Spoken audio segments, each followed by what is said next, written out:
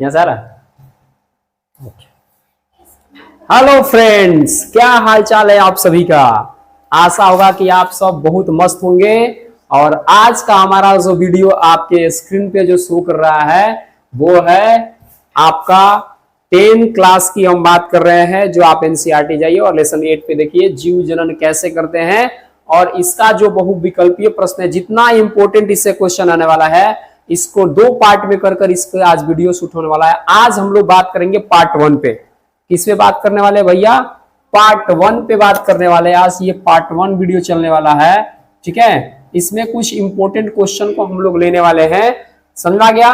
तो जीव जनन कैसे करता है, इस सारे ऑब्जेक्टिव के लिए आप हो जाइए तैयार और आप सेट लगाइए। और देखते हैं कम से कम आज के सेट में कम से कम 50 प्लस क्वेश्चन होंगे और देखते हैं कि आप कितने बेहतर आज अपना रिजल्ट लेकर आ रहे हैं। एकदम जुड़ जाइए वीडियो से, पूरा अपने दोस्तों के पास शेयर वेयर कर दो भाई। जो कम से कम इस वीडियो पे नए हैं वो कम से कम तो इस वीडियो को लाइक वगैरह शेयर करके जरूर जाइए, ठीक है। आप पूरे वीडियो में बने रहिए, क्योंकि एक एक क्वेश्चन जो है ना आपके पूरा बेहतर तरीका से निकाला गया है और जो एग्जाम में पूछा गया है ना उसको भी मैंने टैग किया हुआ है। तो सो देरी ना करते हुए चलते हैं हम लोग अपने वीडियो पे। Let's go.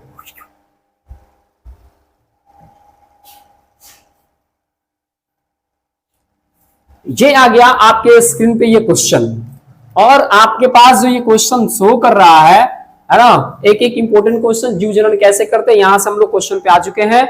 और यहां से जो आपके पास स्क्रीन पे जो क्वेश्चन है आप देख पा रहे होंगे, इसलिए आप कॉपी और कलम निकाल कर हो जाइए तैयार और 1 2 3 ऐसे आप काउंट कर लीजिए। आप ABCD मारिएगा, हम आंसर बताएंगे, आप सही गलत मारते चलिएगा, ठीक है। और आप बताइएगा कि सर मेरा टेस्ट में आज इतना नंबर आया है। वो उन बच्चों के लिए भी बहुत जरूरी है जो बच्चे एनएमएस की तैयारी कर रहे हैं, राष्ट्रीय आय संवेदा छात्रवृत्ति की जो तैयारी कर रहे हैं, उन बच्चों के लिए भी बेहद जरूरी वाला ये टिप्स है, ये टॉपिक्स है ना।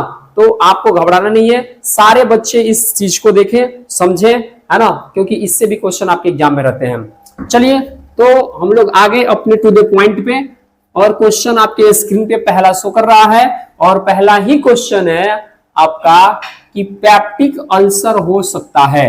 पैप्टिक अल्सर हो सकता है कम भोजन खाने से या सामान्य भोजन खाने से या लंबे समय तक भूखे रहने से या इनमें से कोई नहीं। आपको बताना है कि पैप्टिक अल्सर क्यों होता है। आप सारे बच्चों को फटाक फटाक बताना है। हम आप सारे बच्चों के कमेंट्स का कर रहे हैं इंतजार। आप लोग बताइए कि पैप्टिक अल्सर होने का मेन रीजन क्या है।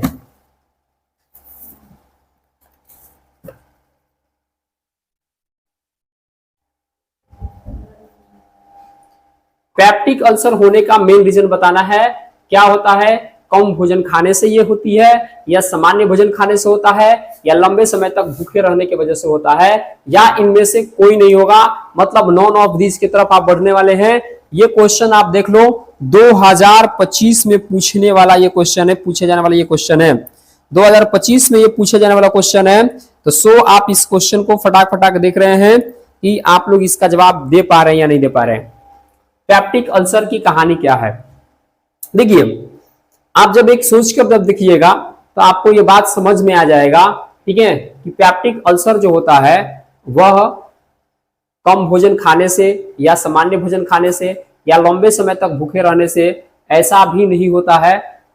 याद रखिएगा, अगर आपके अमाशय जो होता है, अमाशय, अल्सर का मतलब अल्सर एक तरह का घाव होता है। क्या होता है? एक तरह का घाव। तो एक अमाशयी घाव होता है ना, वहां पर भी ये पैप्टिक अल्सर देखने को मिल जाता है। तो आप अगर कम समय तक अगर क्या कर रहे हो, अगर कम भोजन कर रहे हो, अब मान लो कि होता है ना कि बहुत आदमी कम भोजन किया तो भी भाई उसको नहीं होगा। कम ही भोजन कर रहे हैं लेकिन कंटिन्यूअस कर रहा है, तो भाई ऐसा तो कोई बात नहीं। अगर आप सामान्य भोजन कर रहे हो तो सामान्य भोजन कर रहे हो तो कोई तो अल्सर होने की कोई मतलब दिखते नहीं है। लंबे समय तक भूखे रहिएगा, तो लंबे समय तक भूखे रहिएगा तो अल्सर ही क्यों भाई, दूसरे तरह की भी चीजें हो सकती है।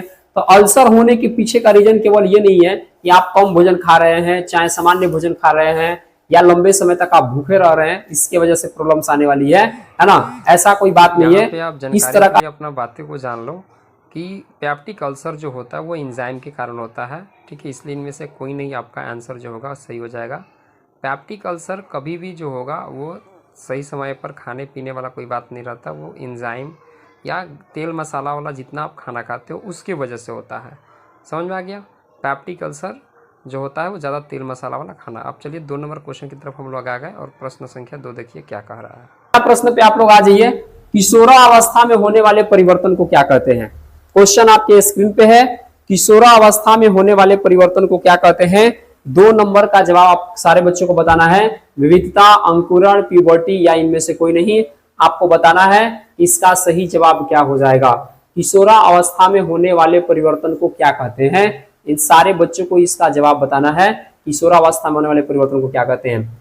तो जब भी याद रखिएगा, किशोरावस्था का जब हम लोग का समय आता है, किशोरावस्था का जो काल होता है वह 12-13 से स्टार्ट हो जाता है। कितना से बाबू? 12 वर्ष से 13 वर्ष से स्टार्ट होता है और लगभग इसको 18 वर्ष तक माना गया है। ठीक है, ये किशोरावस्था का काल होता है। उस एज को हम लोग बोलते हैं प्यूबर्टी एज। क्या बोलते हैं? प्यूबर्टी एज कहा जाता है। ठीक है, क्या कहा जाता है बाबू? प्यूबर्टी एज कहा जाता है। परिवर्तन जो होता है उसको प्यूबर्टी एज कहा जाता है।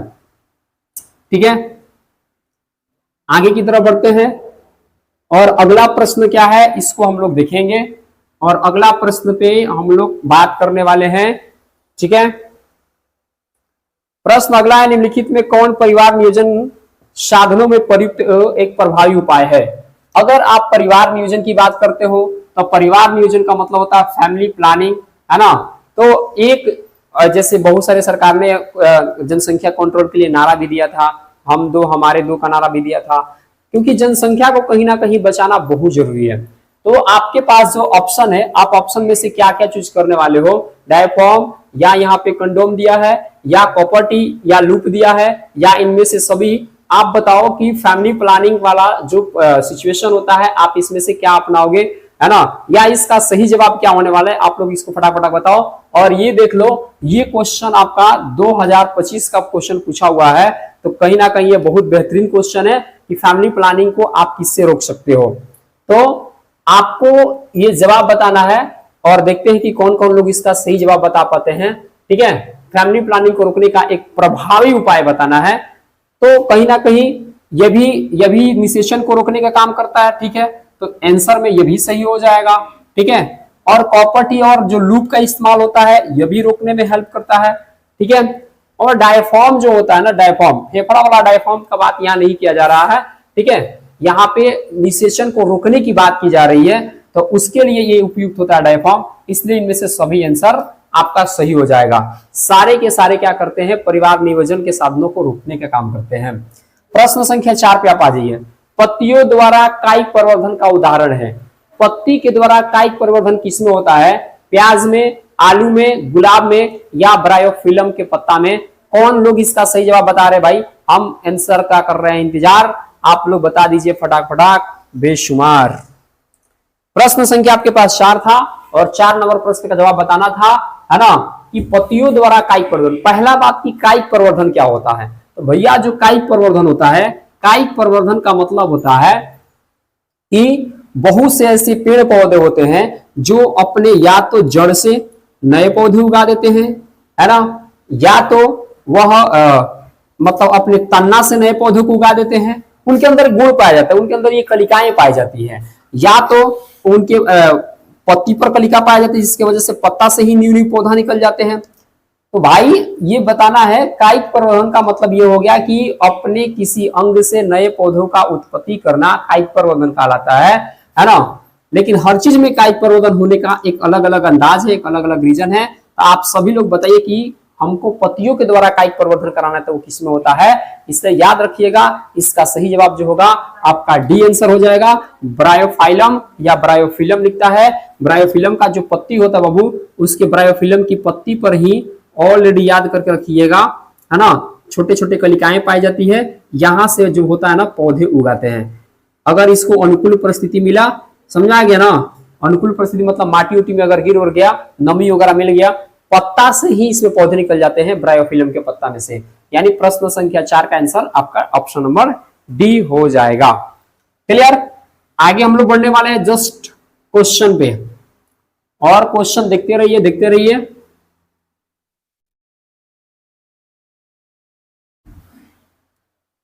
क्वेश्चन नंबर आपके स्क्रीन पे 5 शो कर रहा होगा और क्वेश्चन नंबर है हार्मोन जो किशोरों में यौनवा अवस्था के लक्षणों को नियंत्रित करता है उसको बताना है। क्वेश्चन नंबर आपका 5 है और देखते हैं इसका जवाब आप क्या होने वाला है।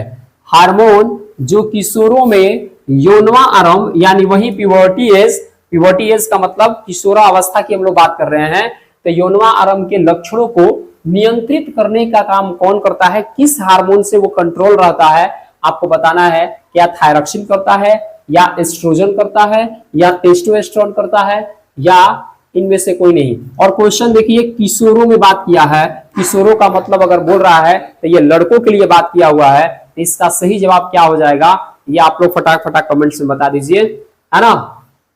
कौन कौन भाई बच्चे बताएंगे, देख रहे हैं।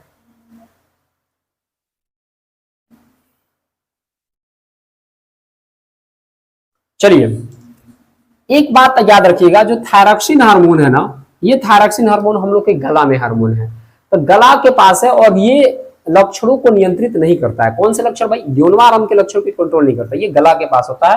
थायराइड ग्रंथि और थायराइड से निकलता है थायरॉक्सिन हार्मोन, तो ये ऑप्शन आपका गलत हो जाएगा। एस्ट्रोजन जो होता है ये लड़कियों में निकलने वाला हार्मोन है, किशोरी जिसको आप लोग बोल सकते हो, यानी मादा में निकलने वाला हार्मोन है। तो मादा में किशोरा अवस्था के लक्षण को कंट्रोल करने के लिए एस्ट्रोजन हार्मोन की जरूरत है, ठीक है।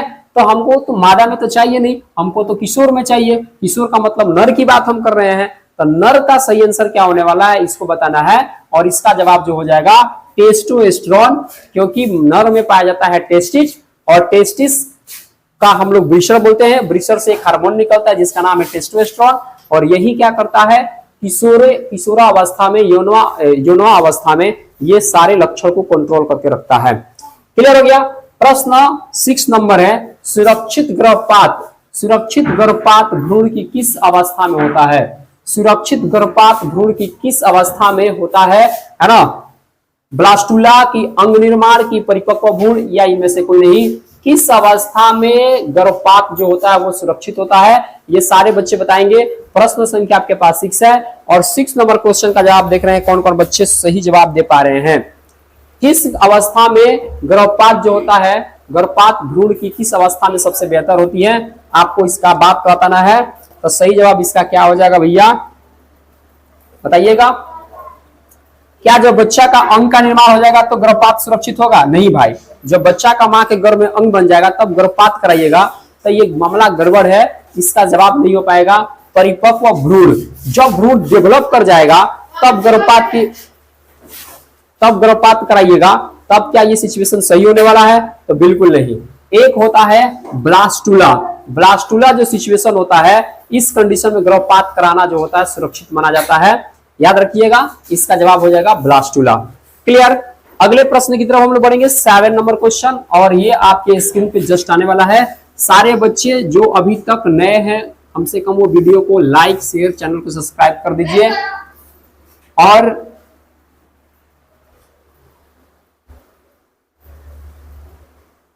अगला प्रश्न आपके स्क्रीन पे 7 नंबर आपके पास क्वेश्चन यहां पे है, और क्वेश्चन नंबर यहां पे ये कह रहा है कि कचरे का प्रबंधन निम्नलिखित में से किसके द्वारा हो सकता है। कचरा का प्रबंधन करना है, कचरा का मैनेजमेंट करना है, सही जगह पे कचरा कहां रहेगा भाई।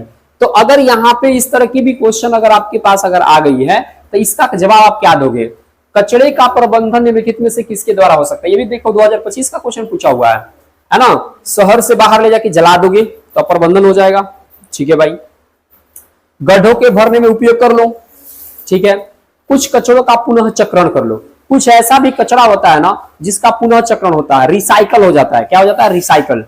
इसका मतलब ये हुआ कि शहर से बाहर ले जाकर कचरा को जलाएंगे तब उसका मैनेजमेंट कर लिए, गड्ढों में ले जाकर उसका भराई वराई का काम कर दिए तब भी मैनेजमेंट हो गया भाई, कुछ कचरों का रिसाइकल कर लिए तब भी मैनेजमेंट हो गया। तो लास्ट ऑप्शन जो इनमें से सभी है, इसका मतलब कि जवाब इसका क्या हो जाएगा, इनमें से सभी आंसर हो जाएगा। 8 नंबर क्वेश्चन जो आपके स्क्रीन पे दिख रहा है, और 8 नंबर क्वेश्चन कह रहा है टेस्टोस्टेरोन स्रावित होता है भाई किससे, अंडाशय से कि वृषण से कि वृक्क से, या इनमें से कोई नहीं। जो बच्चा इससे पहले वाला मेरा क्वेश्चन का जवाब सुना होगा ना, वो फटाक लग रहा है कि इसका जवाब बहुत बेहतरीन तरीके से दे सकता है। टेस्टोस्टेरोन जो होता है वो स्रावित होता है, वो किससे होता है, अंडाशय से, ब्रीशर से, ब्रिक से, या इनमें से कोई नहीं? देख रहे हैं कौन बच्चे इसका जवाब कमेंट सेक्शन में फटाक फटाक बेहतरीन तरीका से दे रहे हैं। ठीक है, वेट करें। चलिए, हम लोग देख रहे हैं कि टेस्टोस्टेरोन का जस्ट हमने अभी एक बात बताया था कि टेस्टोस्टेरोन मींस टेस्टिस। टेस्टिस कहां होता है भाई? तो नर में होता है, यानी पुरुषों में टेस्टिस होता है, ब्रीशर होता है। तब ब्रीशर से टेस्टोस्टेरोन नामक हार्मोन का क्या होता है भाई? स्राव होता है। इसका सही जवाब हो जाएगा ब्रीशर। क्लियर? आगे आगे हम लोग बढ़ने वाले हैं, जस्ट 9 नंबर प्रश्न की तरफ चलेंगे। तब तक हम करेंगे वीडियो पे स्क्रॉलिंग, और तब तक आप अपने दोस्तों को जरा ऐड कर दीजिए, क्योंकि कम से कम बच्चे लाइव सेशन में आए और पढ़ाने में मजा आए। 9 नंबर क्वेश्चन आपके स्क्रीन पर है, और 9 नंबर क्वेश्चन जो है वो क्या कह रहे हैं भैया? पुष्प का नर जनन अंग कहलाता है। अरे भाई, इस क्वेश्चन का अगर जवाब आप नहीं दे पा रहे हो तो क्या दोगे? पुष्प का नर जनन अंग कहलाता है। क्या पुष्प का नर जनन अंग जायंग कहलाता है, या पंखुड़ी कहलाता है, या पुंकेसर कहलाता है, या इनमें से कोई नहीं? देख लो भाई, 2025 का क्वेश्चन है। मैंने बोला था कि एक ही क्वेश्चन टैग करके लेकर आए हैं, सबसे बेहतरीन क्वेश्चन है। इतना अगर आप सेटअप लगाते हो और बेहतर आप कर पाते हो तो मैं समझ जाऊंगा कि हाँ, आपकी तैयारी जो है काफी बेहतरीन है। तो पुष्प का नर जनन अंग क्या कहलाता है भाई? जायंग, पंखुड़ी, पुंकेसर, इनमें से कोई नहीं? अरे भैया, जायंग स्त्री का पार्ट है, नर जनन में आएगा नहीं, नर जनन में आएगा नहीं। पंखुड़ी थोड़ी ना होता, जनन अंग का कोई अंग पंखुड़ी नहीं है, है ना? पुंकेसर जो होता है, सही जवाब हो जाएगा, ये होता है नर जनन पार्ट। ये क्या होता है? नर जनन पार्ट, जिसको हम लोग पुंकेसर कहते हैं। क्लियर कट हो गया? समझ में आ गया सारी बातें? Very good. पुंकेसर जो होता है नर जनन पार्ट होता है। पुंकेसर कहाँ होता है रे भैया? जो देखना, जो हम लोग का फिलामेंट होता है ना, तो फिलामेंट के ऊपर जो ऐसे कवर होता है ना, जिसको हम लोग पोलन सेक कहते हैं, इसी के अंदर होता है पुंकेसर। ये यही पुंकेसर कहलाता है। इसी के अंदर पराकण होता है, जिसको पोलन ग्रेन कहते हैं। तो ये पूरे पार्ट जो होता है ना, वो पुंकेसर कहलाता है। क्लियर? पूरे पार्ट क्या कहलाता है? पुंकेसर कहलाता है। अगला प्रश्न 10 नंबर क्वेश्चन देख लो, इसी लगले देख लेते हैं। वर्तिका भाग है। वर्तिका, वर्तिका को इंग्लिश में स्टाइल कहते हैं। क्या कहते हैं भाई? स्टाइल। और हमने एक ट्रिक बताया था, आज जो बच्चा ट्रिक समझेगा ना, वो जीवन भर याद रखेगा। वर्तिका को इंग्लिश में क्या कहते हैं? स्टाइल। और स्टाइल मारने का ज्यादा काम कौन करती है? तो लड़कियां करती हैं। हाँ, तो आप देखो, वो तंतु का भाग है, या जायंग का भाग है, या अंडाशय का भाग है, या पुंकेसर का भाग है? तब सर आप तो अभी जस्ट बताए कि नर जो होता है वो पुंकेसर होता है, तो पुंकेसर तो होगा नहीं। अभी आपको यहाँ पे हम बता दिए थे, है ना? स्टाइल मारने वाला जो बात आया, तो सोच लो यार, स्त्री पार्ट में लेके चले जाओ, सोचने की बात नहीं है, स्त्री पार्ट में लेके चले जाओ, है ना? तो जायंग जो होता है वो स्त्री का पार्ट होता है। जायंग जो होता है वो क्या होता है? स्त्री का पार्ट होता है। नहीं विश्वास तो चलो यहाँ पे आप लोग को हम एक फिगर ड्रॉ करके दिखाते हैं।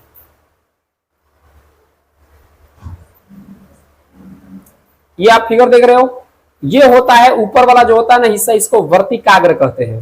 क्या कहते हैं बउआ? वर्तिकाग्र। यहां से यहां तक वाला जो हिस्सा होता है, देख लो, यही से स्टाइल मारना स्टार्ट हो गया, तो एकरे को कहते हैं काची? वर्तिका। क्या कहते हैं? वर्तिका।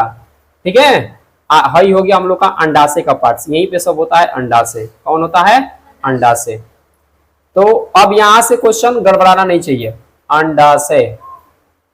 ठीक है? क्वेश्चन अब यहां से गड़बड़ नहीं होना चाहिए अगर इस तरह के छोटे मोटे क्वेश्चन हो तो। 11 नंबर प्रश्न देख लो भाई, निम्नलिखित में से किसमें द्विखंडन नहीं पाया जाता है?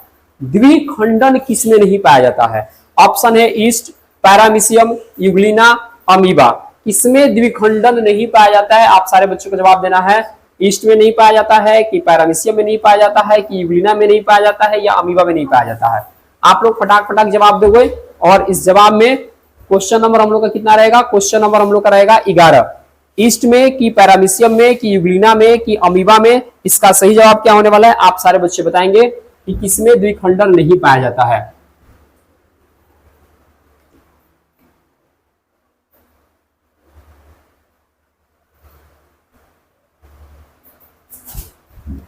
चलिए, तो द्विखंडन नहीं पाया जाने वाला जो वजह होता है भाई, किसमें नहीं होता? अमीबा द्विखंडन जनन करता है, बात सही है ना? 1 से भाई 2 बनाता है, अमीबा 1 से 2 बनाता है। ठीक है? तो ये द्विखंडन की प्रोसेस करता है। यूग्लिना, यूग्लिना भी द्विखंडन की क्रिया कर ही लेता है। ईस्ट जो होता है, ईस्ट में भी द्विखंडन की प्रोसेस हो ही जाती है। ईस्ट में भी द्विखंडन की प्रोसेस क्या होती है, हो ही जाती है। हालांकि वो मुकुलन विधि भी करता है ईस्ट जो होता है, लेकिन ये द्विखंडन प्रोसेस कर लेता है। लेकिन पैरामीशियम जो होता है बबुआ, ये द्विखंडन प्रोसेस नहीं करता है। पैरामीशियम में इस तरह का जनन नहीं पाया जाता है। द्विखंडन में प्रोसेस पैरामीशियम में नहीं होता है। पैरामीशियम का लाइक आकार जो होता है चप्पल के जैसा होता है। कैसा होता है बबुआ, चप्पल के जैसा। तो कौन को मत कह के बोलना सब कि मारेंगे एक पैरामीशियम, एक पैरामीशियम, तो सामने वाला समझ जाएगा। अगर पढ़ लिख तो समझ जाएगा कि पैरामीशियम का मतलब होता है चप्पल, चप्पल के आकार, माने एक चप्पल मारने की बात कह रहा है। तब पैरामीशियम का मतलब क्या हुआ, माने इसका आकार लाइक चप्पल के जैसा होता है। हम लोग की चप्पलवा ऐसा होता है ना जी, चप्पलवा इसे हम लोग का होता है ना जी, तो इसी आकार का होता है पैरामीशियम। तो आज के बाद नया गाड़ी वाड़ी मत स्टार्ट कर देना, मारेंगे एक पैरामीशियम माने मारेंगे एक चप्पल, कोई काम नहीं होना चाहिए। हाँ, जो पढ़ा लिखल होगा सोच लो मामला गड़बड़ा ही जाएगा। चलिए स्क्रीन पे क्वेश्चन नंबर हम लोग का 12 रहेगा। और 12 नंबर क्वेश्चन क्या करे भाई, जरा देख लेते हैं, है ना। परागकण निम्नलिखित में से किसके अंदर, परागकण निम्न में से किसके अंदर बनते हैं। देखते हैं ये बच्चा, अभी जो मेरा बच्चा जो होता है ना, यहाँ पे सारा लेक्चर सही से अगर सुन रहा होगा ना, इस क्वेश्चन का जवाब में कोई गड़बड़ नहीं करने वाला है। मेरे को पता है कि परागकण बनते किस में है, अंडाशय में, कि वर्तिका में, कि पतिया में, कि परागकोश में। इन चारों ऑप्शन को देख लो भाई, और चारों ऑप्शन से बताओ परागकण किसके अंदर बनते हैं। अभी हमने आपको पिछले जस्ट एक आध दो क्वेश्चन पहले आप लोग को सारा बात हमने बताया था, और आप फटाफट जवाब दे दो परागकण निम्न में से किसके अंदर बनते हैं। सेट लगाते रहो, आज का सेट बहुत मजेदार चलने वाला है। और देख रहे हैं कितना बेहतरीन आप सबकी तैयारी है, कितना बेहतरीन आप लोग पढ़ रहे हो।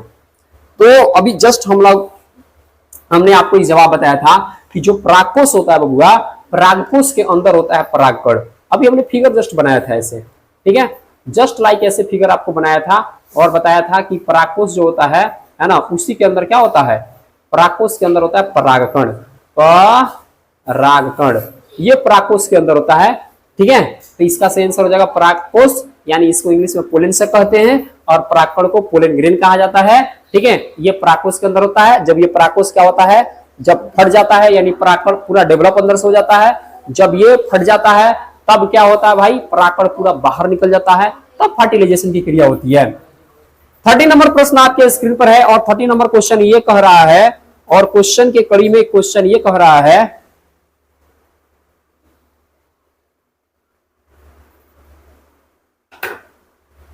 क्वेश्चन ये कह रहा है निम्नलिखित में कौन नर युग्मक है। नर युग्मक की बात कर रहा है। अंडाणु है कि शुक्राणु है कि गर्भाशय है कि फैलोपियन नलिका है। भाई नर युग्मक की जब बात कर दिया तो इसका जवाब सारे बच्चे तो दे ही दोगे। बेहतर तरीके से जवाब दे दो भाई कि नर युग्मक कौन है। नर में कौन पार्ट इसमें, ऑप्शन अनुसार काट दोगे। अरे सर अंडाणु तो मादा में होता है, गर्भाशय तो मादा में होता है, ये पुरुष में कब से होने लगा यार। फैलोपियन नलिका वह भी क्या होता है भाई, स्त्री जनन अंग का एक पार्ट से फैलोपियन नलिका। फैलोपियन नलिका में ही क्या होता है, निषेचन होता है। ये भी क्वेश्चन याद कर लो, अब हो सकता है कहीं मिल ही जाए। किस अंग में निषेचन होता है, तो फैलोपियन नलिका, फैलोपियन ट्यूब में होता है। अंडाणु स्त्री, अंडाणु जो होता है ना स्त्री युग्मक है। अंडाणु क्या है, स्त्री युग्मक है। गर्भाशय में बच्चा पलता है, अंडाणु क्या होता है, स्त्री युग्मक है ना।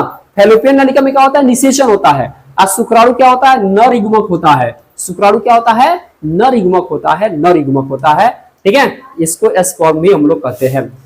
40 नंबर क्वेश्चन की तरफ बढ़ेंगे और जस्ट स्क्रॉल कर रहे हैं ऊपर की तरफ, और फिर बच्चे बताएंगे इनमें से सही जवाब क्या होने वाला है। जस्ट लाइक देखते हैं इसका जवाब कौन देने वाले हैं। द्विखंडन पाया जाता है किसमें, लो क्वेश्चन द्विखंडन से ही डाल दिया, और ये भी 2024 का पूछा हुआ प्रश्न, और देख रहे कौन बच्चे बता रहे इसका सही जवाब।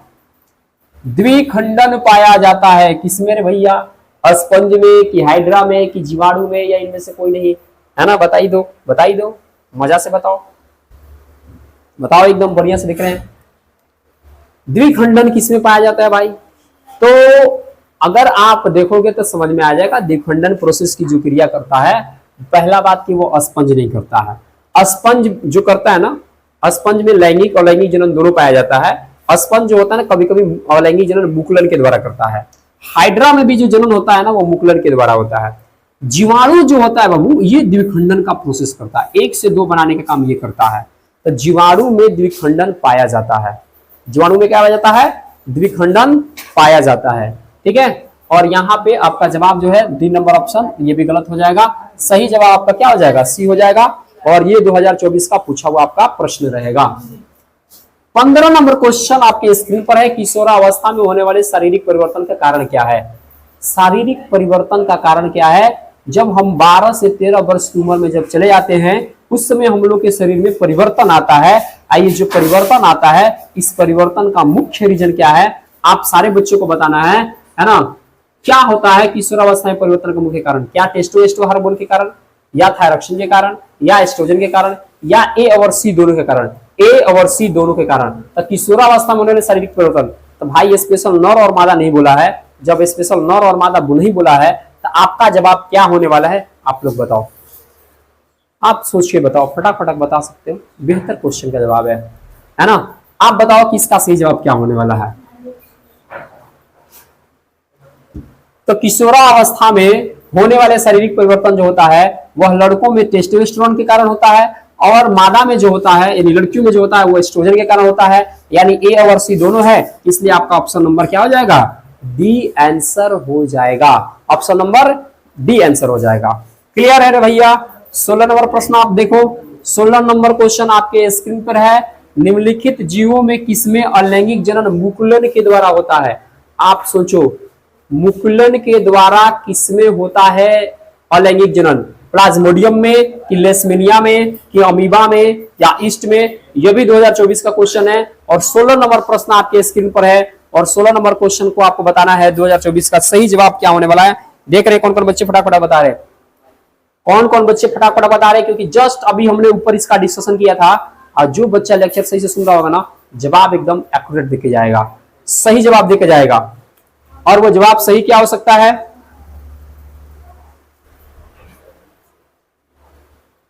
जवाब सही क्या हो सकता है, देखते हैं।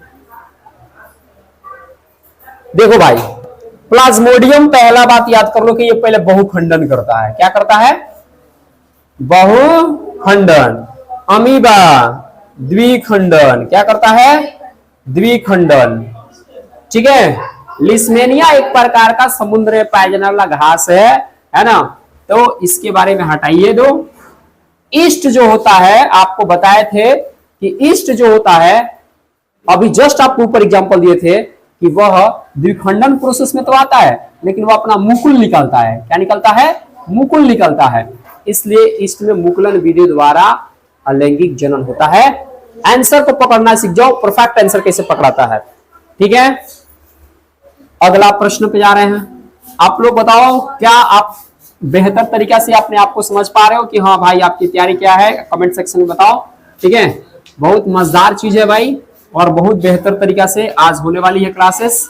आज का मजेदार दुनिया, आज की मजेदार क्लासेस।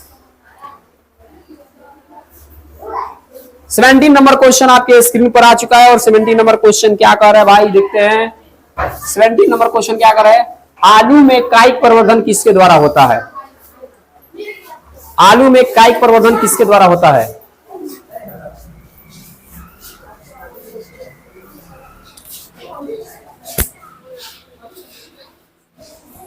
भेज दीजिए क्लास में चलेंगे।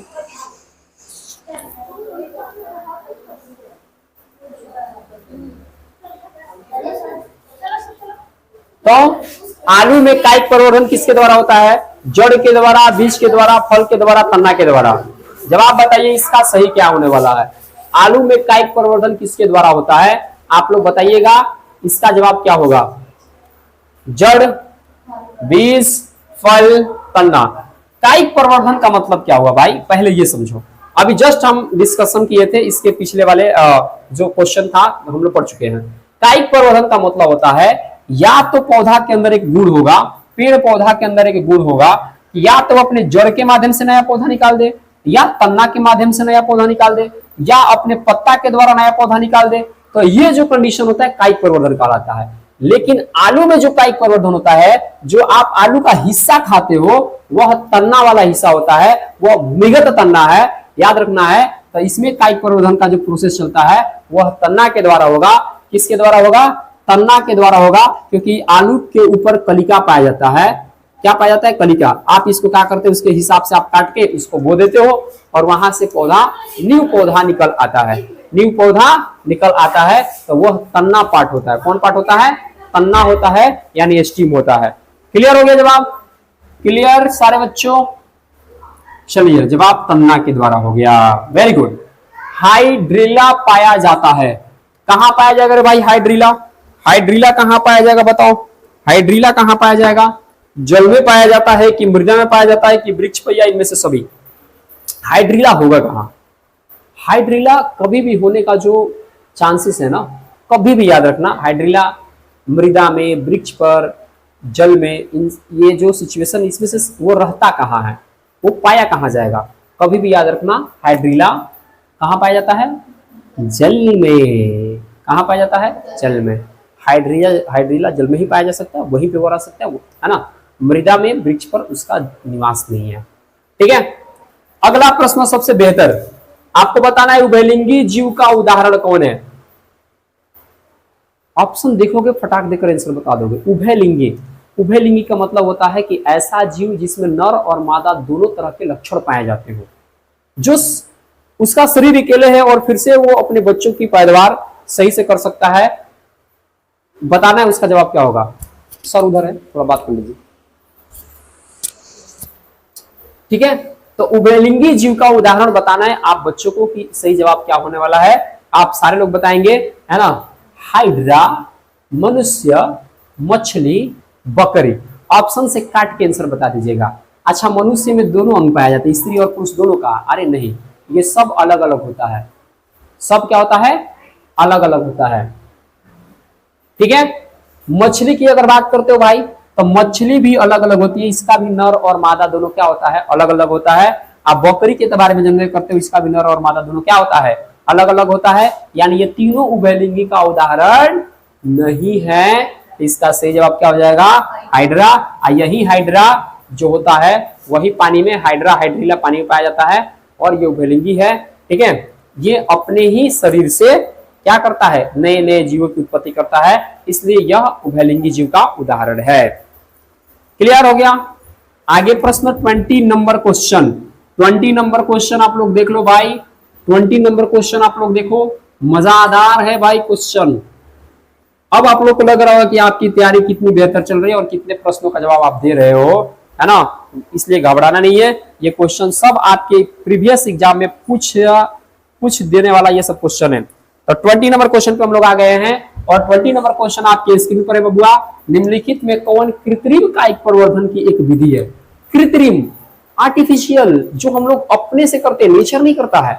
नेचर में तो हमने आपको बता दिया कि जड़ के द्वारा, तना के द्वारा, पत्ता के द्वारा जो होता है वो कायिक प्रवर्धन जो हुआ वो नेचुरल हो गया, वो स्वयं से होगा। लेकिन कृत्रिम विधि से भी हम लोग कायिक प्रवर्धन की क्रिया करते हैं, खुद से भी कटिंग वगैरह वगैरह करके नए नए पौधे उगाते हैं। उसमें क्या होता है? कलम लगाना, दाब लगाना, कलम बंधन, या इनमें से सभी आपको बताना है कि आपको कृत्रिम कायिक प्रवर्धन की एक विधि है। कौन इसमें से सही जवाब होने वाला है? देख रहे हैं कितने बच्चे इसका जवाब देंगे, क्योंकि इसका जवाब तो सबसे आसान है भाई। क्या होगा? कलम लगाना। बात सही है, कलम लगाकर भी हम लोग पौधा को उगा लेते हैं। ठीक है भाई, यह भी कृत्रिम विधि है। दाब लगाकर भी हम लोग पौधा का इस्तेमाल कर लेते हैं, उसमें जड़ वगैरह निकलवा कर लेते हैं, मिट्टी उट्टी कर दाब दूब के ऊपर प्रोसेस करवा लेते हैं। कलम बंधन, कलम को बांधा जाता है। एक किसी पौधा से काट लिया गया, फिर उसी पौधा के किसी भाग में काट कर यहाँ पे सोरो निकाल कर फिर उस पौधा को लगा दिया जाता है। तो भैया जब सब कराइए लेते हैं तो इसका आंसर क्या हो जाएगा? इनमें से सभी आंसर हो जाएगा। क्लियर हो गया? 20 क्वेश्चन तक हम लोग आ गए हैं, और 20 क्वेश्चन के बाद हम लोग 21 नंबर प्रश्न पर आ गए, और आप सभी को बताना है 21 नंबर प्रश्न का जवाब क्या होने वाला है। देखते हैं जवाब क्या होता है। क्वेश्चन को समझना है, और क्वेश्चन को समझेंगे तब जाकर इसका जवाब सही आंसर आएगा। प्रथम मासिक धर्म को क्या कहते हैं? जो प्रथम मेंस्ट्रुएशन साइकिल जो लड़कियों में होता है, उस प्रथम मासिक धर्म को क्या कहा जाता है ये बताना। प्रथम मासिक धर्म, ऐसे उसका नाम तो मासिक धर्म है, ठीक है, लेकिन प्रथम मासिक धर्म को क्या कहते हैं? मीनोपॉज या मेनार्च या मासिक चक्र, या इनमें से सभी? क्या इसका सही जवाब हो जाएगा? तो कभी भी इस बात का जवाब याद कर रखिएगा, जो प्रथम मेंस्ट्रुएशन साइकिल होता है उसको मेनोपॉज नहीं करते, उसको मेनार्च कहते हैं। मेनार्च क्या कहते हैं? मेनार्च कहते हैं। इसका सही जवाब मेनार्च हो जाएगा। 22 नंबर क्वेश्चन आपके स्क्रीन पे और कह रहे बीजांड की ओर परागनलिका की वृद्धि का कारण क्या होता है? बीजांड की ओर परागनलिका की वृद्धि का कारण क्या होता है? भाई जिधर बीजांड है माने जिधर बीज का अंड है, परागनलिका उधर की तरफ बढ़ रही है, इसका वजह क्या होगा भाई? इसको क्या कहते हैं? हाइड्रोट्रोपिज्म या केमोट्रोपिज्म या गुरुत्वानुवर्तन या फोटोट्रोपिज्म। आपको बताना है। ये जो इन्वेंस वाले बच्चे हैं वो पक्का बताएंगे क्योंकि आप लोग इसको पढ़ चुके हो। 22 नंबर क्वेश्चन है आपके पास और 22 का जवाब आपको बताना है कि इसका सही जवाब क्या होने वाला है। 22 का जवाब बताना है आपको क्या जवाब होने वाला है। बीजांड की परागनलिका की वृद्धि का कारण क्या होता है? बीजांड की ओर परागनलिका का बढ़ना क्या कहलाता है? तो हाइड्रोट्रोपिज्म नहीं कहलाएगा। हाइड्रोट्रोपिज्म में क्या होता है भाई? इसमें पानी की तरफ जड़ को बढ़ना होता है। गुरुत्वानुवर्तन का मतलब पृथ्वी की ओर जड़ का बढ़ना। फोटोट्रोपिज्म का मतलब कि सूर्य के प्रकाश के अनुसार घूमना, है ना। तो बच गया क्या मेरे पास? कीमोट्रोपिज्म। तो बीजांड की ओर परागनलिका का वृद्धि होना कीमोट्रोपिज्म कहलाता है। क्या कहलाता है बबुआ? कीमोट्रोपिज्म कहलाता है। Clear cut? चलिए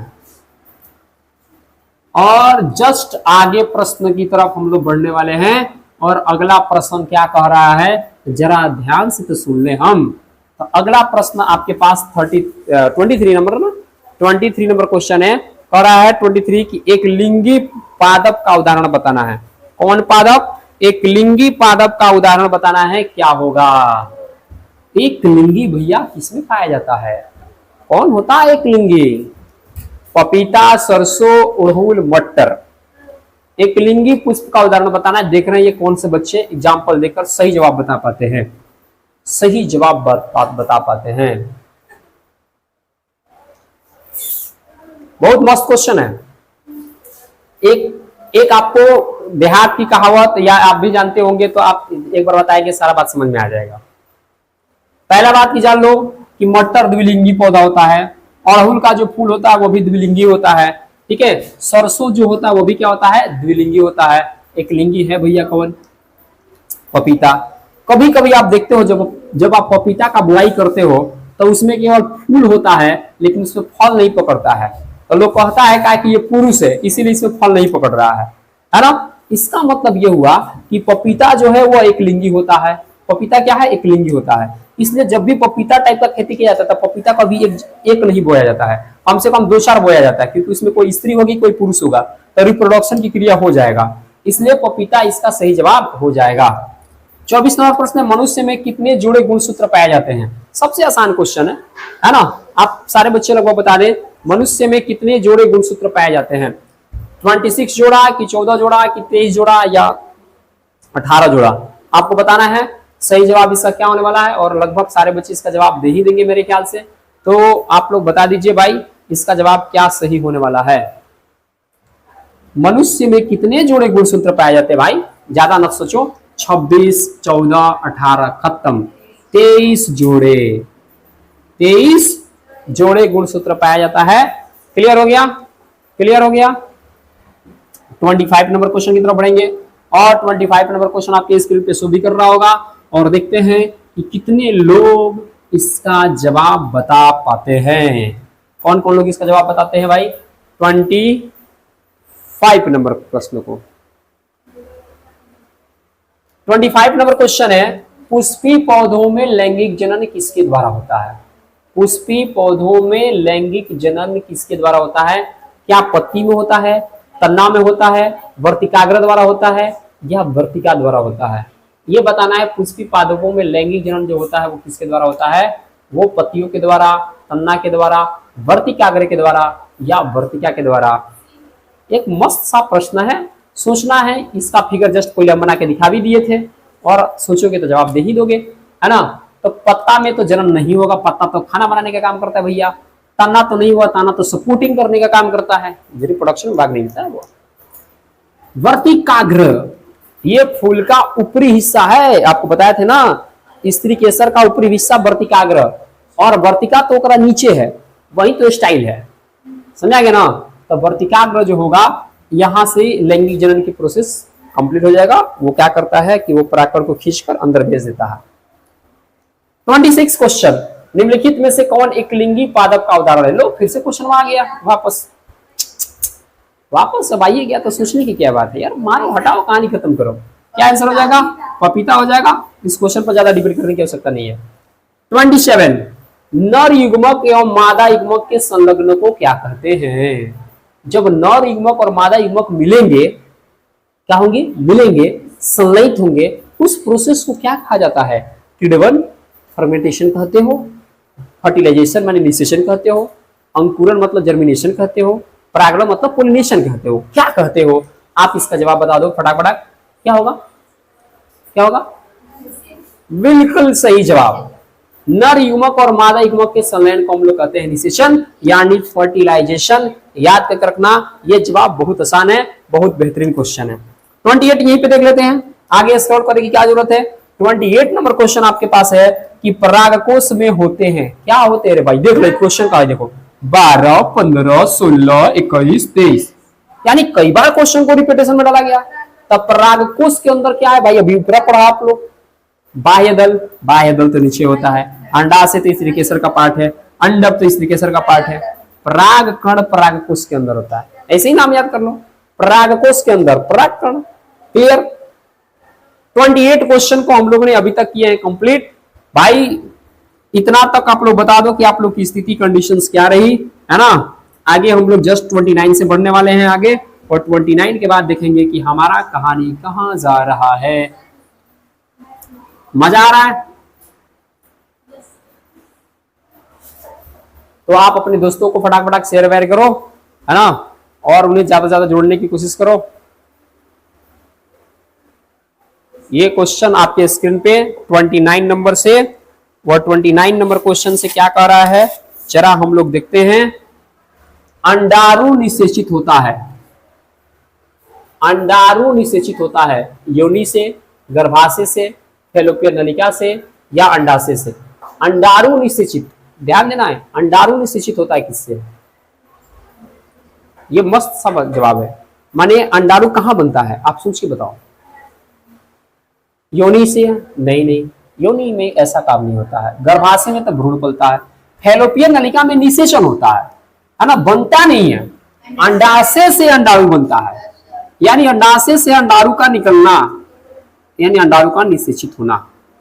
समझा गया। तो इसका सही जवाब क्या हो जाएगा, अंडाशय। शुक्राणु बनता है किस में रे भाई, वृषण में कि मूत्राशय में, यूटेरस में, गर्भाशय में या अंडाशय में। तो पहले ही बोल दिया शुक्राणु। तो शुक्राणु तो सबसे पहला बात है, शुक्राणु तो सबसे पहला बात है कि ये नर पार्ट है। शुक्राणु जो होता है तो नर में निकलता है, नर जनन का पार्ट है किसा, है ना, शुक्राणु का बनना। तो गर्भाशय तो स्त्री में पाया जाता है, अंडाशय तो स्त्री का पार्ट है, तो दो तो पहले सही नहीं होगा। और मूत्राशय में तो कभी बनेगा नहीं शुक्राणु, कैसे बनेगा, तो ये बनता है वृषण में। क्या बनता है भैया, वृषण में। इसका सही जवाब हो जाएगा। आप वीडियो को रोक रोक के आप क्वेश्चन पढ़ लो, फिर जवाब दो, फिर वीडियो को स्टार्ट करो, तब मजा आने वाला है। 31, निम्नलिखित में कौन जंतु उभयलिंगी है। उभयलिंगी का मतलब फिर से हो गया द्विलिंगी, उभयलिंगी मतलब द्विलिंगी। मानव, कबूतर, मेढक, केचुआ। सारे बच्चे इसका जवाब दे देंगे, मेरे को पता है कि सर मानव तो एक लिंगी होता है, कबूतर एक लिंगी होता है, मेढक एक लिंगी होता है, केचुआ में सर दोनों पाया जाता है, यही होता है उभयलिंगी, यही होता है उभयलिंगी। केचुआ को अगर बीच में से काट दोगे ना तब वो पटवा चलेगा, हिरने उछलेगा।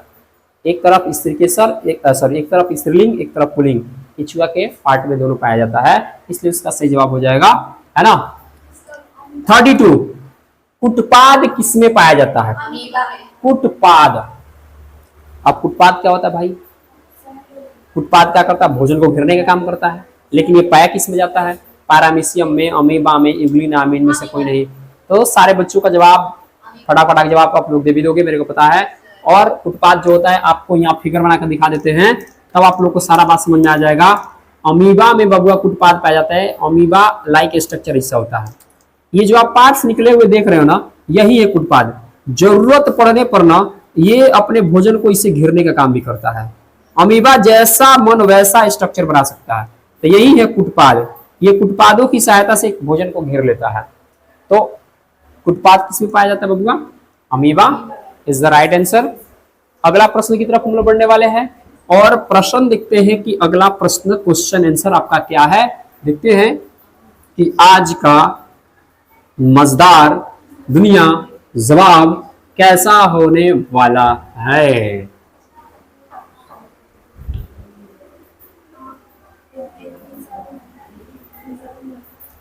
चलिए 32 तक हम लोगों ने बात कर लिया। 32 के बाद हम लोग आते हैं 33 नंबर क्वेश्चन पे। और 33 नंबर क्वेश्चन क्या कर रहा है? फूल में नर प्रजनन अंग होता है। नर प्रजनन अंग की बात कर रहे हैं यार, छोटा छोटा क्वेश्चन, देखते देखते आंसर मार दोगे। ऐसे एग्जाम में आएगा तो ऐसा ही एकदम देखते देखते इना के ऑप्शन नंबर ये तो मार के बीच चले जाइएगा। ये काम मत कीजिएगा। देखते देखते खूब खुश हो गए, खूब खुश हो गया, पता चला कि गलती करके चले आए। ऑप्शन का बात है, जरा मिला मिलाकर रंग पे आइएगा, नहीं तो घबराइए जाइएगा, है ना। तब पुंकेसर अंडवर्तिका अग्रवर्तिका, तब पुंकेसर जो होता है वह नर जब प्रजनन अंग होता है, आपको पता है और पीछे आप लोग पढ़ भी लिए हो। 34 नंबर क्वेश्चन कर रहा है, स्वपरागण निम्नलिखित में से किस पौधा में होता है। अब स्वपरागण का मतलब क्या हुआ भाई? कि स्वपरागण का मतलब होता है कि अपने ही फूल का परागकण अपने ही फूल के वर्तिकाग्र के पास जाता है, तब उसको हम लोग स्वपरागण कहते हैं। तो इस पौधे में किस प्रकार के पौधे में होगा? क्या उभयलिंगी में होगा, या एकलिंगी में होगा, या अलिंगी में होगा, या इनमें से सभी में होगा? देखते हैं जवाब में क्या आप लोग का आंसर आता है। तो स्वपरागण तो भैया उसी फूल में हो सकता है जवना फूल में पुंकेसर भी हो, क्या हो? पुंकेसर भी हो और स्त्री केसर भी हो। क्या हो? स्त्री केसर भी होना चाहिए। तो जिसमें दोनों अंग अगर दोनों पाए जाते हो, पुंकेसर और स्त्री केसर दोनों, तो करा कोई लिंगी बोलोगे? ये तो गड़बड़ बात है ना जी, ये में तो दोनों लिंग है, तो एक लिंगी तो होगा नहीं। और लिंगी का मतलब कि कोई लिंगे नहीं है, ये तो ऐसा ही आंसर नहीं होगा। आइन में से सभी तो अब क्या, इनमें से सभी तो ऐसे ही कट होगा, तब बच गया आपका उभयलिंगी। और उभयलिंगी का मतलब होता है जिसमें स्त्री पार्ट और पुरुष पार्ट दोनों हो। ठीक है, अब आइए 35 नंबर पे। मानव मादा के कौन सा जनन तंत्र का भाग नहीं है? क्वेश्चन ये बताना है, मानव मादा के कौन जनन तंत्र का भाग नहीं है? अंडाशय, गर्भाशय, शुक्रवाहिका या डिंबवाहिनी? आप लोग बताइए इसका जवाब क्या होगा। मानव मादा, मादा में बात कर रहा है, तब मादा में बताना है कौन भाग नहीं है, अंडाशय, गर्भाशय, शुक्रवाहिका या डिंबवाहिनी। देखते हैं इसका जवाब आप लोग क्या दे पाते हो। और हमको लग रहा है कि जो स्त्री जनन पार्ट और पुरुष जनन पार्ट अगर सही से पढ़ा होगा ना, वो जवाब इसका बहुत बेहतरीन तरीके से देगा, है ना, अन्यथा गड़बड़ कर देगा, है ना। तो अंडाशय जनन मादा, पहला बात की मादा जनन तंत्र का भाग नहीं है, तो नहीं वाला में देखना है। तो अंडाशय मादा में पाया जाता है, गर्भाशय मादा में पाया जाता है, डिंबवाहिनी का मतलब हुआ फैलोपियन ट्यूब, यानी वही फैलोपियन नलिका, अब उसी को डिंबवाहिनी कहते हैं, उसी में अंडाणु जो होता है जाता है। ठीक है, तो ये तो पार्ट है। लेकिन शुक्रवाहिका जो है ये तो पुरुष के जनन तंत्र में पाया जाता है, जो शुक्राणु को ट्रांसफर करता है, तो नाम है शुक्रवाहिका। शुक्राणु, तो शुक्राणु को कौन ले जाने का काम करता है भाई? शुक्रवाहिका करता है। अंडाणु को काम ले जाने का काम डिंबवाहिनी करती है, डिंब ओवम। इसका सही जवाब हो जाएगा शुक्रवाहिका। क्या जवाब हो जाएगा वो? शुक्रवाहिका आपका सही जवाब हो जाएगा। तो जरा ध्यान से पढ़िए और समझिए, शुक्रवाहिका आपके लिए सही जवाब हो जाएगा। पुष्प में निषेचन कहां होता है? तो देखते देखते बता सकते हो, बीजांड के भीतर, भ्रूणकोश के भीतर, कि भ्रूणकोश के बाहर या भ्रूणकोश के भीतर, या इनमें से सभी। अब पुष्प में निषेचन क्या होता है? बीजांड के भीतर होता है, या भ्रूणकोश के भीतर होता है, या भ्रूणकोश के बाहर होता है, या इनमें से सभी होता है? सोचोगे इसका जवाब बता दोगे। 36 नंबर प्रश्न है। आप में हम बोल रहे हैं ना, अगर इस प्रश्न पर केवल सोच अगर प्रकट करते हो तो आप इसका जवाब बता दोगे कि पुष्प में निषेचन कहां होता है।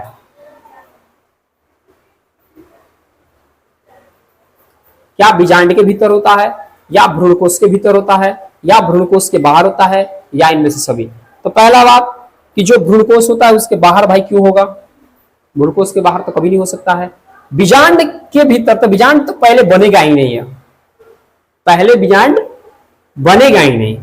तो कहां होता है भाई, जो भ्रूणकोश होता है उसके भीतर निषेचन की क्रिया होगी, जहां पे सारे मटेरियल बने हुए हैं, है ना, मतलब कि हर तरह का खाना पाना उसको जो चाहिए, अंडारू वगैरह सब कुछ है वहां पे, और पूरा पोषण उसको मिल रहा है, वो ग्लूकोज के भीतर वाला पार्ट है, ना कि ग्लूकोज के बाहर वाला पार्ट है। और बीजांड बिना निषेचन का पहले बनने वाला नहीं है ना, इसलिए इसका सही जवाब हो जाएगा आपका भ्रूणकोश के भीतर।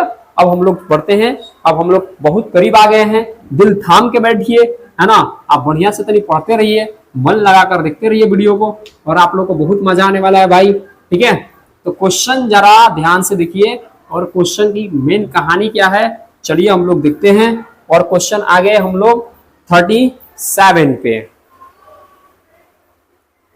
क्वेश्चन देखते देखते आपको लग रहा है कि आप लोग इसका जवाब बता ही दोगे, मेरे को पता है। ईस्ट में अलैंगिक जनन किसके द्वारा होता है, मुकुलन, विखंडन, अपखंडन या द्विखंडन। अब आ गया है ना ऊंट पहाड़ के नीचे, क्वेश्चन तो आ गया है ना। ईस्ट में अलैंगिक जनन की विधि क्या होती है। अभी आप लोगों ने ऊपर पढ़ा कि सर मुकुलन होता है, तो जवाब तो सर मुकुलन भी हो जाएगा, लेकिन सर आपने बात बताया था कि द्विखंडन भी होता है। तो जब भी आपके एग्जाम में क्वेश्चन रहेगा, याद रखिएगा, वहां से द्विखंडन ऑप्शन को हटा दिया जाएगा। किस ऑप्शन को हटाया जाएगा, द्विखंडन। मूल रूप से हमेशा याद रखना है मुकुलन विधि। क्लियर हो गया। 38 नंबर क्वेश्चन, एक अंडाशय में कितने बीजांड होते हैं, इसकी बात करते हैं। एक, अनेक, 3 या 4 या इनमें से सभी। एक अंडाशय में कितने बीजांड होते हैं, आपके पास क्वेश्चन नंबर 38 है, और 38 का जवाब बताना है। आपका सही जवाब क्या हो जाएगा, एक अंडाशय में कितने बीजांड हो सकते हैं, आप बताओ। एक जो अंडाशय होता है उसमें कितने बीजांड हो सकते हैं, एक, अनेक, 3, 4 या इनमें से सभी। देखते हैं इसका सही जवाब क्या हो जाएगा। तो आप हमेशा याद रख लो, एक अंडाशय में एक बीजांड भी हो सकता है, अनेक भी हो सकता है, 3, 4 भी हो सकता है। तो इनमें से सभी आंसर मारना ही हम लोग को क्या होगा, उचित होगा, ठीक है। क्योंकि ये कोई भी कंडीशन फ्लो हो सकता है, एक भी हो सकता है, अनेक भी हो सकता है, 3 या 4 भी हो सकता है। 39 नंबर क्वेश्चन, हाइड्रा में अलैंगिक जनन किसके विधि द्वारा होता है। ये सबसे आसान है, इसको आप लोग मार लो। हाइड्रा, हाइड्रा जानते हो, हाइड्रा का लाइक स्ट्रक्चर ऐसे होता है।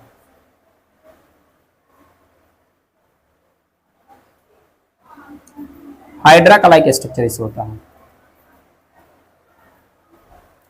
और ये भी क्या करता है ना, यहाँ पे अपना मुकुल बनाता है। क्या बनाता है, मुकुल। 48 घंटे के अंदर ये अपना एक निषेचन की प्रक्रिया को कंप्लीट कर लेता है, और पूर्ण रूप से एक हाइड्रा फिर से नया तैयार कर लेता है। इसका सही जवाब क्या हो जाएगा बच्चे, सही जवाब हो जाएगा मुकुलन विधि के द्वारा हाइड्रा में जनन होता है। तो जस्ट आ गया क्वेश्चन 40 नंबर आपके स्क्रीन पे, और 40 नंबर क्वेश्चन कर रहा है, स्पाइरोगाइरा में किस प्रकार का जनन होता है, ये बता दो। विखंडन से होता है कि मुकुलन से होता है कि अपखंडन से होता है या बीजाणु जनन होता है। ये क्वेश्चन आपके लिए बहुत बेहतरीन है। स्पाइरोगाइरा यानी 40 नंबर क्वेश्चन की हम बात कर रहे हैं, और 40 नंबर क्वेश्चन का जवाब बता दो कि आपका जवाब क्या होने वाला है। क्वेश्चन नंबर 40 का हम जवाब पूछ रहे हैं, स्पाइरोगाइरा में किस प्रकार का जनन होता है। स्पाइरोगाइरा में किस प्रकार का जनन होता है, आपको हम बताते हैं स्पाइरोगाइरा की कहानी। स्पाइरोगाइरा जो होता है ना, लाइक स्ट्रक्चर स्पाइरोगाइरा ऐसा होता है, और इसमें हम लोग क्या करते हैं, को अपखंडन की काम करते हैं। कौन सा अपखंडन, वो तोड़ मड़ोड़ के चलता है, तोड़ मड़ोड़ के वो अपने ही से क्या करता है, तोड़ने के काम करता है, वो स्पाइरोगाइरा होता है। यानी इसमें जवाब जो आपका हो जाएगा वो हो जाएगा अपखंडन। इस बात को याद रखिएगा, स्पाइरोगाइरा में किस प्रकार का जनन होगा, अपखंडन विधि से जनन होगा। आगे बढ़ चला जाए, आगे बढ़िए और देखिए क्वेश्चन बहुत मजेदार है, वो आ गया है भाई, चेहरे पर फुंसियां क्यों आती है। भाई ये तो बात है, चेहरा पर जो फुंसी आता है वो काहे आता है। 41 नंबर क्वेश्चन है आपके स्क्रीन पे।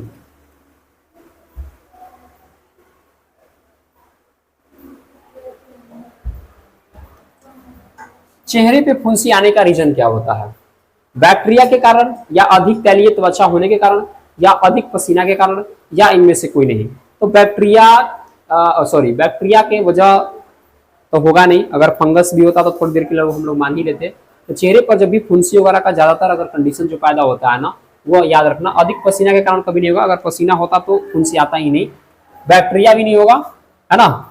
अगर हम लोग का स्किन जो होता है ना, वो ज्यादातर तैलीय त्वचा का अगर स्किन हो जाए ना, तैलीय त्वचा का अगर स्किन होगा तो वहां पे फुंसी आना स्टार्ट हो जाता है। ठीक है, तो याद रखना है चेहरे पर फुंसियां क्यों आती है, तो अधिक तैलीय त्वचा के कारण आती है। अब हमारे पास बहुत ज्यादा क्वेश्चन है नहीं, अब हम लोग आ गए हैं अपना जगह पे और आपको बताना है 42 नंबर प्रश्न का जवाब क्या होगा। 42 नंबर क्वेश्चन आपके स्क्रीन पर है और क्वेश्चन ये कह रहा है कि नर में शिश्न के समजातीय मादा में क्या पाया जाता है। नर के शिश्न के समजातीय मादा में क्या पाया जाता है, तो मादा में क्या आ जाता है, जैसे नर में शिश्न के समान होता है एक मादा में स्ट्रक्चर, उसको क्या कहते हैं, कर्पोरा अथी कैमरनोसा कहते हैं, या सुक्रासे कहते हैं, या योनि कहते हैं, या प्रियूस कहते हैं, प्रीपियूस कहते हैं। ये बताना, ये क्वेश्चन बिल्कुल नया है और ये क्वेश्चन को जवाब आप लोग को देना होगा, नहीं भी जानते तो आज हम जवाब देंगे भी देंगे। इसका सही जवाब हो जाएगा प्रीपियूस। क्या हो जाएगा, प्रीपियूस हो जाएगा, है ना। मतलब नर के शिश्न के समजातीय जो अंग होता है मादा में वो होता है प्रीपियूस। ठीक है, अगला प्रश्न है जीव जिस प्रक्रम द्वारा अपनी संख्या में वृद्धि करते हैं उसे क्या कहा जाता है। ये मस्त क्वेश्चन है, एक डिफिनीशन है और ये आसान सा क्वेश्चन है। जीव जिस प्रक्रम के द्वारा अपनी संख्या को में वृद्धि करते हैं वह क्या कहलाता है। क्या वह जनन होता है, या श्वसन होता है, या प्रचलन होता है, या उत्तेजनशीलता होती है, ये बताना इसका जवाब क्या होगा। तो सबसे सोचोगे तो आसान होगा। अरे कोई भी जीव भाई अपना जनसंख्या बढ़ा रहा है, इस प्रोसेस को तुम लोग क्या कहते हो, क्या कहोगे। क्या सांस लेंगे तो जनसंख्या बढ़ जाएगा, अरे नहीं भाई गलत बात है। प्रचलन का मतलब क्या हुआ, हम चलने लगेंगे तो जनसंख्या बढ़ जाएगा, नहीं। उत्तेजनशीलता, कितना भी उत्तेजनशीलता आ जाएगी हमारे अंदर तक क्या जनन बढ़ जाएगा, मतलब जनसंख्या बढ़ जाएगा, नहीं। जब तक रिप्रोडक्शन की क्रिया नहीं होगी, जब तक जनन की क्रिया नहीं होगी, तब तक ले उत्तेजनशीलता सॉरी मतलब अपनी संख्या में वृद्धि नहीं हो सकता है। क्लियर हो गया। 44 नंबर क्वेश्चन को देख लेते हैं। किस प्रकार के जनन में जनक के शरीर से कलिका निकलती है। किस प्रकार के जनन में जनक के शरीर से कलिका निकलती है। किस प्रकार के जनन में जनक के शरीर से कलिका निकलती है। मुकुलन, अपखंडन, विखंडन या बीजाणु जनन। जनक का मतलब होता है पेरेंट्स। कौन ऐसा जनन होता है जेकरा जनन में उनका शरीर से कलिका निकल जाता है। तो अभी तो एक फिगर बनाए थे हम, आप किसका बनाए थे, कौन प्रकार का करता है जनन, तवना में निकलता है। तो अभी आप लोग के सामने एक हम फिगर बनाए थे हाइड्रा का। किसका फिगर बनाए थे, हाइड्रा का फिगर बनाए थे। ये जो हाइड्रा का जो फिगर बनाए थे, इसमें अभी आपको दिखाए थे कि इसके जनक से यहाँ पे कलिका निकल जाता है, बताए थे बबुआ भाई। इसमें जो जनन हुआ ये मुकुल निकला हुआ है, इसी को मुकुलन विधि कहते हैं। तो कौना में निकलता है, कौना जनन में, तो मुकुलन विधि का जितना भी जनन होगा उसी में उसके शरीर में से ओकरे जैसा को क्या होता है, बच्चा निकलता है, एक जीव निकलता है, बनता है जब उसी के जैसा, तो वो क्या होता है, वो मुकुलन विधि होता है। कौन सी प्रोसेस, मुकुलन विधि होता है। 45 नंबर क्वेश्चन है, स्त्रियों के मासिक चक्र में एक परिपक्व अंडाणु किस दिन अंडाशय से बाहर निकलने लगता है, ये बताना है। और ये काफी बेहतरीन क्वेश्चन है, थोड़ा सा आपको हम इधर कर लेते हैं स्क्रॉलिंग। गुड, यानी 45 नंबर क्वेश्चन आपके स्क्रीन पर है और 45 का जवाब आपको बताना है। क्वेश्चन क्या है पहले ध्यान से समझिएगा तब समझ आएगा, क्योंकि क्वेश्चन स्त्रियों के मासिक चक्र में एक परिपक्व अंडाणु, जो अंडाणु जब परिपक्व हो जाता है, जब वो क्या मैच्योरिटी उसके अंदर आ जाती है अंडाणु के पास, तो वह किस दिन अंडाशय से बाहर निकलता है। तो आपको ये बताना है 28वें दिन में कि 20वें दिन में कि 14वें दिन में या 30वें दिन में। तो पहला बात जान लो, मासिक चक्र होने का जो मेंस्ट्रुएशन साइकिल जो होता है वो तो 28 दिन पे होता है। कितने दिन पे रहता है, 28 दिन पे होता है। लेकिन मासिक चक्र जब हो गया तो उसमें अंडाणु जो परिपक्व होता है वो बाहर निकलता है। तो वो कब निकलता है, तो याद रखना वो होता है 14वें दिन। कब होता है, 14वें दिन। 30 दिन का कोई कहानी नहीं होता इससे रिलेटेड। ठीक है, आगे हम लोग बढ़ते हैं और अगला प्रोसेस क्या है, अब इसको फटाक फटाक हम लोग देखेंगे और क्वेश्चन की तरफ हम लोग बढ़ चुके हैं। और क्वेश्चन क्या कह रहा है जरा इसको हम लोग देखते हैं, है ना। क्वेश्चन की कंडीशंस क्या है, क्वेश्चन की कहानियां क्या है।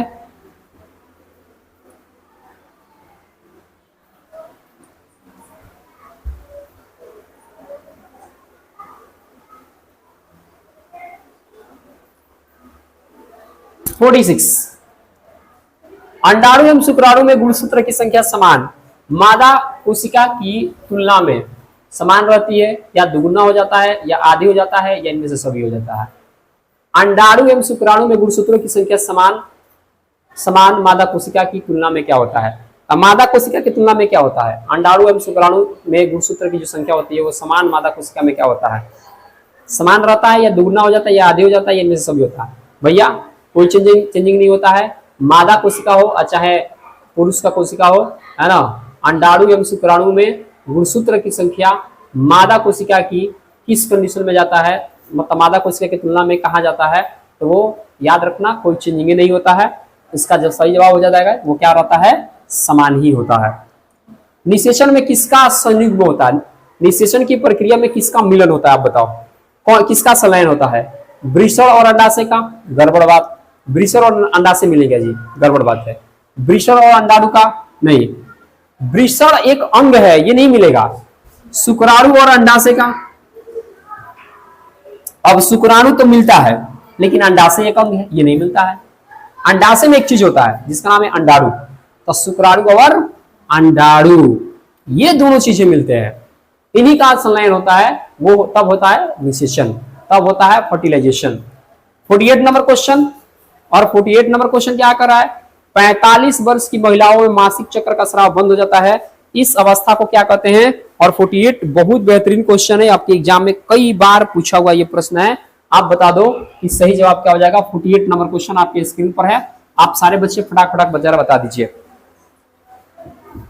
क्योंकि हम लोग 50 के पास आ चुके हैं और यहां से जवाब होने वाला है हमारा खत्म, क्वेश्चन भी होने वाला है खत्म। 48 नंबर, 45 वर्ष की महिलाओं में मासिक चक्र बंद हो जाता है, इस अवस्था को क्या कहा जाता है? क्या कहा जाता है? क्या कहा जाता है? मीनार्च, गर्भधारण, प्रसव या कीनोपॉज, यानी 48 नंबर क्वेश्चन क्या कहा जाता है? आप फटाक बता दीजिएगा। तो मीनार्च तो हम लोग पढ़े थे कि जो पहली जो कंडीशंस था वहां पे मीनार्च पढ़े थे, इसका सही जवाब हो जाएगा कीनोपॉज कहा जाता है, ठीक है। 49 नंबर क्वेश्चन, नर में बंध्याकरण को क्या कहते हैं? तो ट्यूबोकोटोमी कहते हैं, या ट्यूबिकल लाइगेशन कहते हैं, या ब्लैक्टोटोमी कहते हैं, या इनमें से कोई नहीं है। तो नर में क्या किया जाता है? शुक्राशय नली को काट दिया जाता है और इसको बांध दिया जाता है, तो नर में बंध्याकरण को क्या कहते हैं? ये बता दो। और लास्ट क्वेश्चन की तरफ हम लोग बढ़ चुके हैं और यहां से हमारी कहानियां हो गई खत्म, और यहां से देख लेते हैं कि इसका सही जवाब क्या हो जाएगा।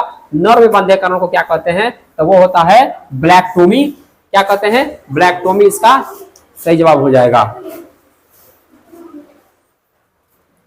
ये लास्ट क्वेश्चन आपके पास है और लास्ट क्वेश्चन को देखते हैं।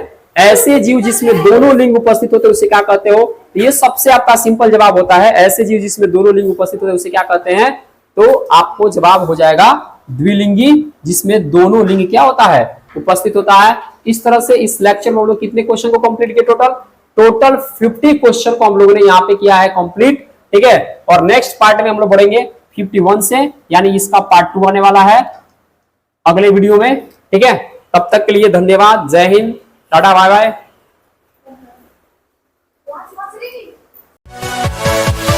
Yeah.